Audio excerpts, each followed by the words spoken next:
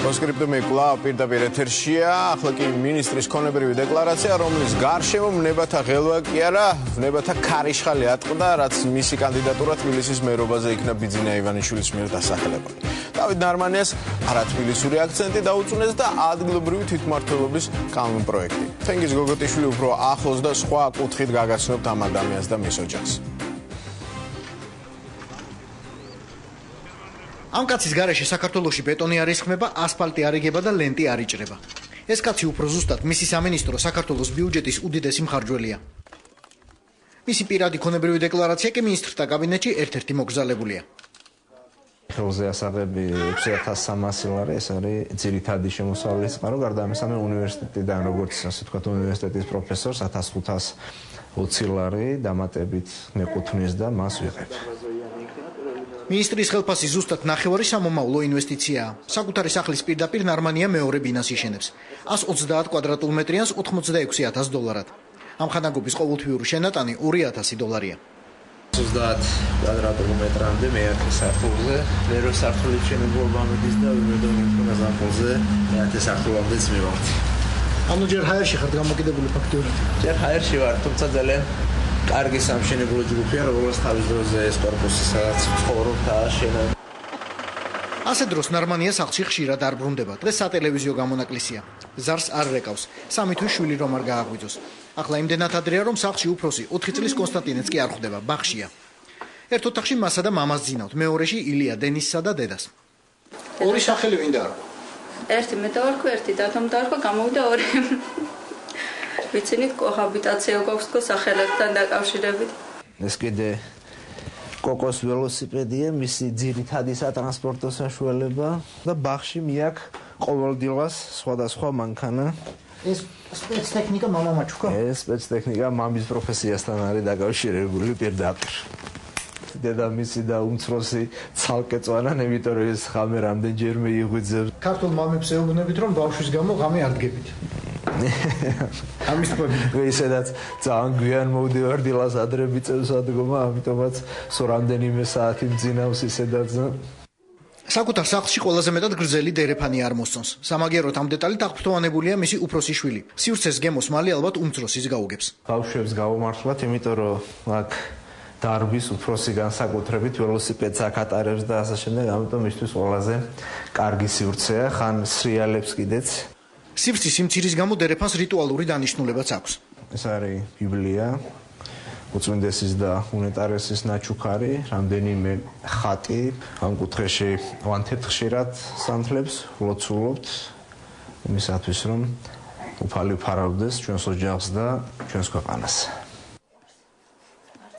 ინფრასტრუქტურისა და რეგიონული განვითარების მინისტრი, როგორც ჩვენში ამბობენ, ოჯახში ერთადერთი შემომტანია.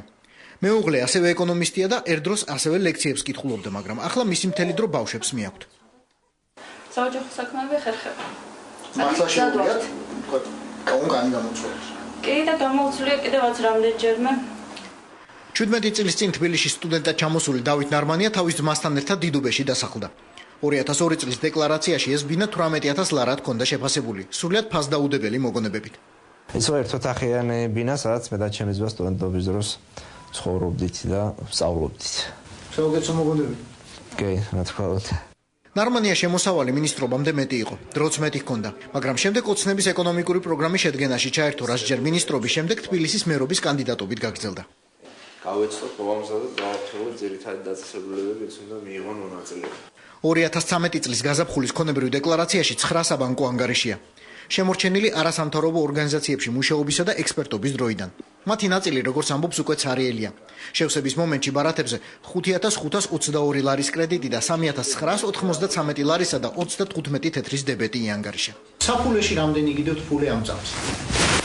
უნდა ვნახოთ დაახლოებით 700-800 ლარი. იმისათვის, რომ მეყოს რაღაცა პერიოდის განმავლობაში. სრულიად ტრაქტორთა და ექსკავატორთა მინისტრს სამსახურებრივი საჭიროებიდან გამომდინარე ჯიპი ემსახურება. ფარეხში კი უდგას 2002 წელს გამოშვებული მერსედესი, რომელიც 2007-ში გერმანიაში შეიძინა და დეკლარაციის მიხედვით დღესაც 10000 ლარზე მეტად უღწევს. გადაცემათა მექანიკური კოლოფი საგანგებო და არჩია, უყვარს თავად რომ მართავს.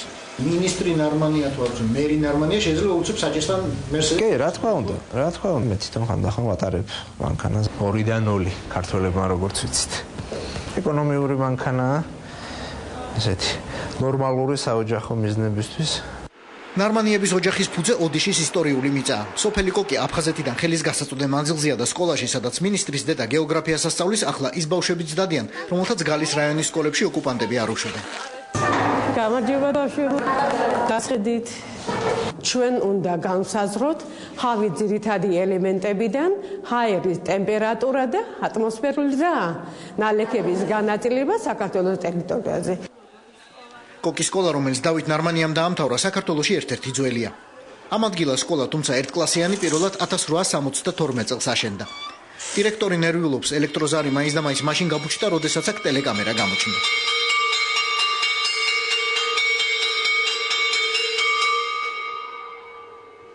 სკოლის შემდეგ დავით ნარმანიას კოკში აღარ უცხოვრია, მაგრამ იქაურ ქონებას დეკლარაციაში კუთვნილი ადგილი აქვს. სასოფლო სამეურნეო პროდუქტი, რომლის გაყიდვითაც ministrმა 4000 ლარი მიიღო, თხილია. მისთვის ეს უშრომელი შემოსავალია, რადგან თბილისში მცხოვრები შვილის ნაკვეთს მამა ამუშავებს. თვითონ არ უვლის.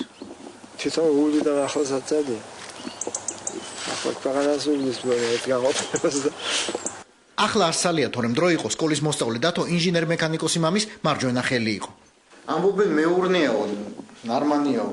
მართლა მეურნეა თქვენი შვილი? ყველაფერში მეხმარებოდა, თოხნაში, ბარვაში, მოსავლის აღებაში და იცის ყველაფერი, თავიდან ბოლომდე შედუღება იცის, მანქანის რემონტშიც მეხმარებოდა.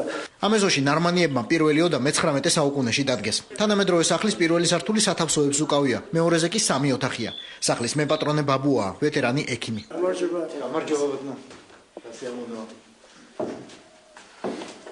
აფხაზეთში მუშაობდი. ერთი 10 წელი იქ მუშაობდი, მე აგანავედი და ამ სოფელში მუშაობდი. ხურჩაში მუშაობდი. ოფიციალურად ministr ნარმანიას კოქში მხოლოდ 9 ჰექტარი მიწა ეკუთვნის, მაგრამ ბებია სხვა ანგარიში აქვს. ამ ძროხებიდან ერთი უფროსი შვილიშვილისაა, მეორე უმცროსის. ქვილი, ყველი, კვერცხი, შემდეგ ხორცი, საქონლის იქნება თუ ღორის იქნება, ყველაფერს აქედან უგზავნი. მშობლების გამოგზავნილი რძე, ყველი და ხორცი დედაქალაქის მერობის კანდიდატს დეკლარაციაში შეტანილი არ აქვს. არც თბილისში ცხოვრებისას შეძენილი ჯიგარი, რაზეც ჭორაობა ამ ქალაქს ასე მოეწონა. ministris კაბინეტში ერთი წლის წინ ხატებისა და ფოტოების გარდა არაფერი შეუტანია. და არც აქაურობის დაცლა გაუჭირდება მარტში. მით უფრო თუ ახალი კაბინეტი და ახალი ცხოვრება, ახალ ბულდოზერებსა და გრეიდერებს უმზადებს.